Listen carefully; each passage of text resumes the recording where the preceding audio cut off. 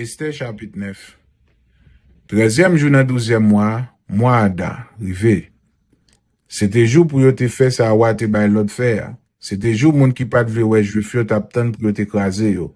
Mais ça qui pour te rivé jour ça, c'est pas ça qui rivé. C'est juif yo qui t'écraser moun qui te raï yo. Verset 2.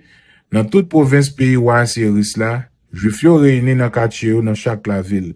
Yo organisé yo pour attaquer tout moun qui te vle faire au mal. Personne pas de ka kembe tête ak yo. Tout moun te paye yo. Verset 13. Ça qui pi red, tout gouverneur yo, tout préfet yo ak tout employé l'État yo dans toute province yo te prend pour juif yo parce que yo te paie Madoché en pile. Verset 4. Dans tout pays ya, tout moun te connaît Jean Madoché te un grand nèg dans palais wa. Chaque jour il te vinn gen plus pouvoir. Verset 5. Juif yo tombé sur tout l'ennemi yo ak coup épée. Yo touye yo, yo massacré yo. Yo fait ça ou vle ak moun ki pat vle wè yo.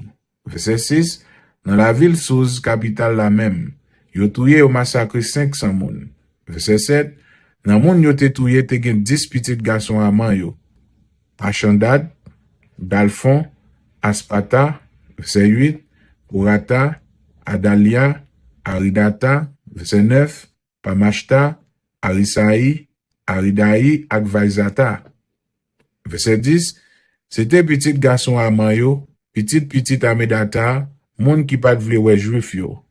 Mais, juif yo pas prend rien la kay moun yo. Verset 11.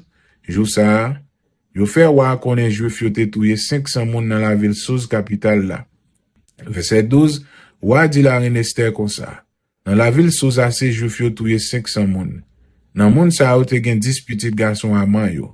Nou pas besoin demander ça ou fait dans province yo. Qui ça ou vle kounye ya? M'a ba ou li. Dim qui ça ou vle m'fè m'a fèl.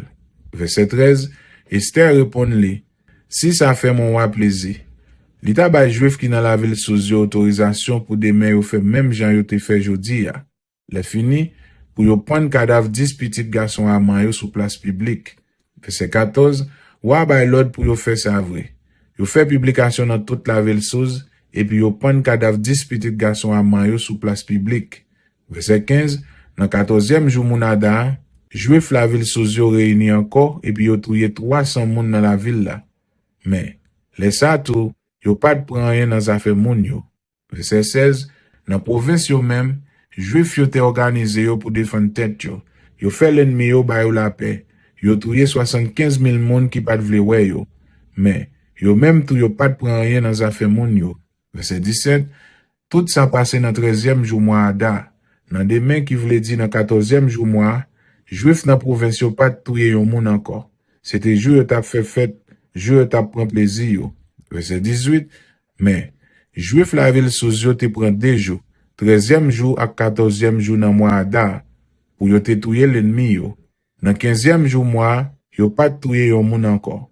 C'est jour ça yo te fait fête, c'est jour ça yo t'a prend plaisir yo. Verset 19. C'est peut-être ça, juif k'ap vive dans ti bouk yo, qui gagne dans toute province yo, prend 14e jour mois Ada pour yon jour fête, jour pour faire kè yo content, jour pour yo pas travail.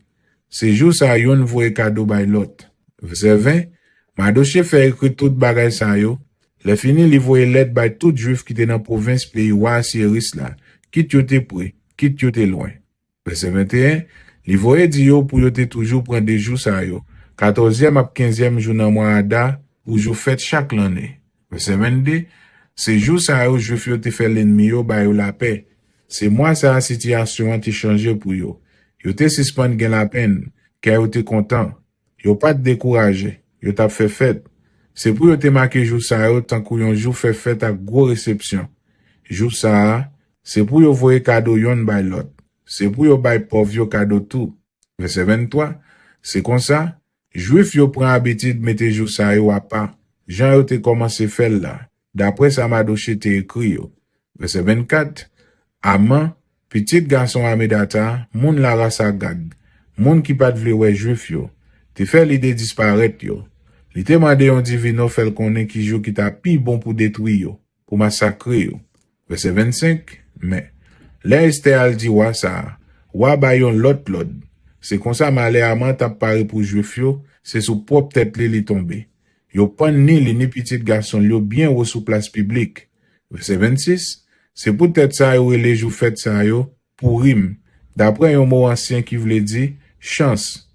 Comme ça, d'après ça qui était dans lettre Madoché te voye ba yo wa. Les fini peut-être ça yo te ouais qui te rive yo. Verset 27. Juif yo marqué date ça pour yo toujours faire fête jou ça yo. Yo prend engagement pour yo. Pour petit yo ak petit yo ak pour tout monde qui t'a voulu faire yo juif. Pour chaque l'année, les 2 jours ça arrivé pour yo toujours faire fête Jean Madoché te écrit là. Verset 28. Yo bay l'autre pour tout juif yo.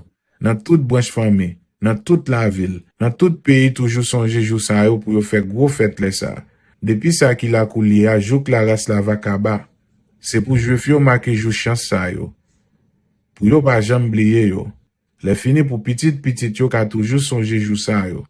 Verset 29. Après ça, la reine Esther, petite fille Abigail là, mettez tête ensemble avec Madoché, li écrit une lettre pour dire Jean li d'accord. C'est comme ça, li bail première lettre Madoché te écrit sous jour chance ça yo, plus force toujours.